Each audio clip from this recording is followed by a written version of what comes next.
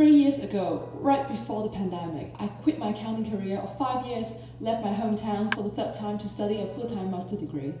At the beginning of this year, I became a music therapist. I got a part-time job and I started my own private practice.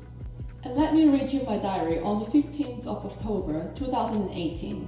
I know my goal is to be a slash or be employed for making music 24/7. Whatever it is, I just want to quit working as an accountant 9 to 6, Monday to Friday. So I started working on YouTube channel, covering songs with my handpan. Progress is slow, I occasionally get good comments, but I know it requires so much effort and patience. So now, every day I'm struggling. Fast forward to today, I literally became my future self. I have my dream life, my dream career. I have it all. I have everything my past self ever wanted. But here's what my past self didn't foresee. This is not another Disney-inspired happily ever after success story. As usual, I'm being really honest and transparent here, showing you all the behind the scenes. And this is an honest reflection of what's really going on after I changed my career, got my dream job and all that. I'm not sad, rather just acknowledging both the good and the ugly parts of my journey, and hopefully inspire you in some way to become a different version of yourself. Let me give you some context of what really happened this year. Total transparency. I got some contract work for the first half of the year to occupy the days when I'm not working in my part-time job. But after July, it's been really quiet. I had some prospects who signed up for my free consultation in my private practice, but they never really went on board. I had time to create content, but nothing is really working yet. Basically, no paying client for the first year in my private practice. In other words, I was just constantly distracted by a clear path to a lesser goal. It's easy to settle into different part-time jobs and work my way up as a music therapist, but I know that is not what I ultimately want. I still aspire to be a lifestyle entrepreneur, making an impact in mental health. And I have a long way to go. But as a new grad music therapist / aspiring entrepreneur, these are the 3 lessons I learned in my first year out and 3 advice I would like to give to my younger self or people like you who are going through similar situations. Lesson 1. Happiness is not the end goal. You won't be truly happy even after you change your job, achieve X or get a certain amount of money, whatever. For any outcome goal that you set, once you've achieved it, you move your goalposts and get on the hedonic treadmill. 3 years ago when I discovered music therapy, I made it my mission to ditch my accounting title and become a music therapist before I turned 30. I have achieved that. And then I went on to pursue neurologic music therapy certification and I got it too. And then I realized it's never ending. I could go on and do guided imagery and music, GIM, or another psychology degree to complement my skill sets. Don't expect changing your career will solve all your problems, because it won't. There are always things you don't enjoy doing, and I have to be completely honest here. I don't enjoy working in the aged care population, nor do I like writing NDIS reports. But as I said in other videos, music therapy is my worthwhile struggle and I'm willing to suck it up. I know how to make my job more enjoyable, and I think this is far more important than trying to achieve the actual goal. Journey before destination. Yes, happiness is not the end goal, but rather embedded in the process of finding problems you enjoy solving. As Viktor Frankl said, what man actually needs is not a tensionless state, but rather the striving and struggling for some goal worthy for him. Lesson 2. Too much planning, not enough doing. When I graduated, I thought that I would work part-time somewhere to get experience and I would spend the rest of the week building my private practice. I ended up planning too much about my business model, content creation campaign and stuff. Perfectionism got in the way. But the idea of being perfect only exists in hindsight. I should have just focused on getting paying client first. Trust me, it's very painful to admit that. And you know that lessons are repeated until they are learned. I knew I didn't like accounting from day one, but it took me 5 years and the CPA certification to finally decide enough's enough. Too much planning, worrying about the what ifs and trying to perfect my plan Bs. This quitting idea has been brewing in my mind for so long. So that 3 years ago, when I finally decided to quit, people who didn't know me well thought I went nuts. But in my reality, it was an easy and sensible decision. If you're always waiting for the perfect timing, perfect setting, or the perfect opportunity, you will end up doing nothing. Nike is right on that one. Just do it, just start somewhere. One step is enough to illuminate the path. Planning is essential just to give you the general direction. The more you do something, the more you know, the more confidence that you have, and the more better decisions that you will make. Let me read you a quote from Ryan Holiday.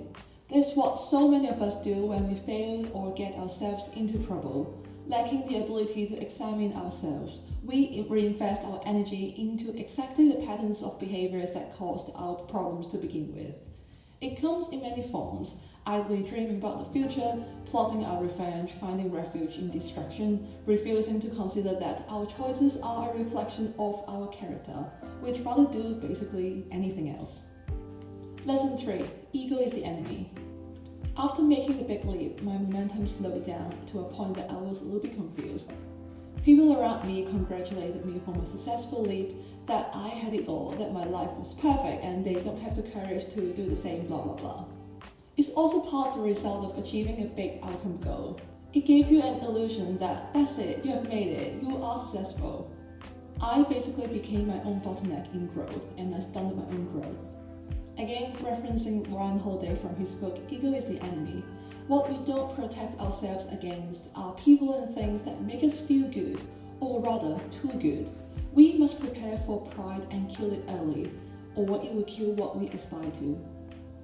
There is no end, only more work to do. To sum up these 3 lessons in 3 words, never stop moving.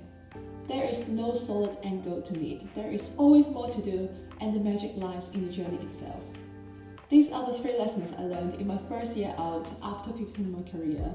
Before we move on to the 3 advice, I want to tell you that you can continue following my journey by subscribing to my Do-Re-Mi newsletter, which stands for doable ideas, reflection prompts, and mindfulness stuff every week that I experience or come across. Completely free for you. Link in description box below. The first advice is to see life as experiments.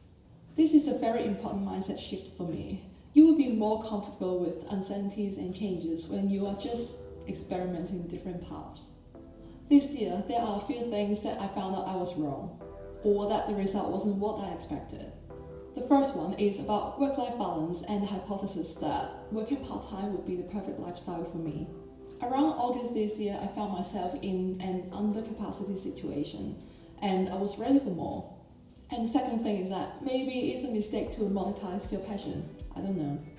It varies for each individual, but so far I'm happy with how things are going in terms of making music and helping people in my career.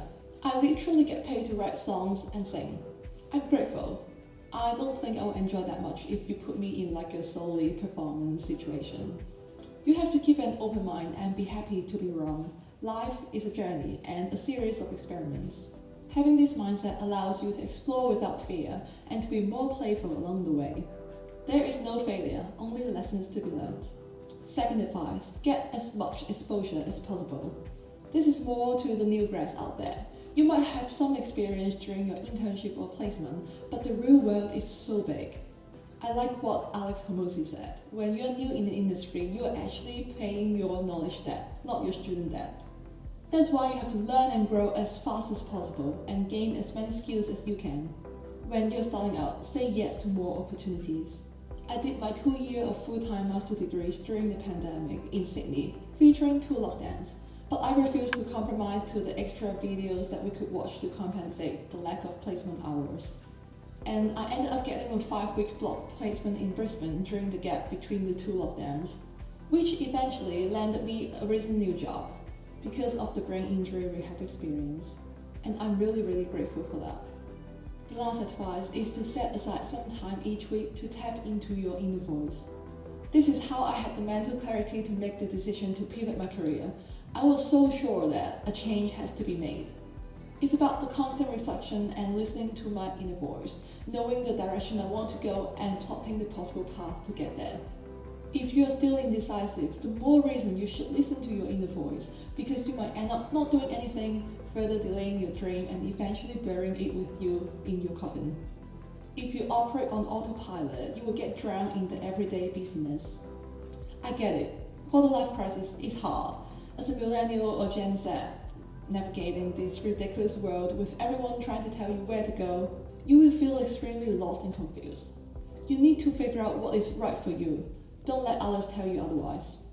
After you took the leap, you still need to listen to your voice and keep track of your progress. As Rick Hoffman said in the book, The Startup of You, there is not a true self deep within that you can uncover via introspection, and that will point you in the right direction. Yes, your aspirations shape what you do, but your aspirations are themselves shaped by your actions and experiences.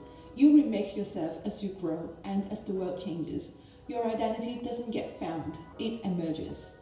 And I'm still on this journey too. I am not just a music therapist. I'm not just a content creator.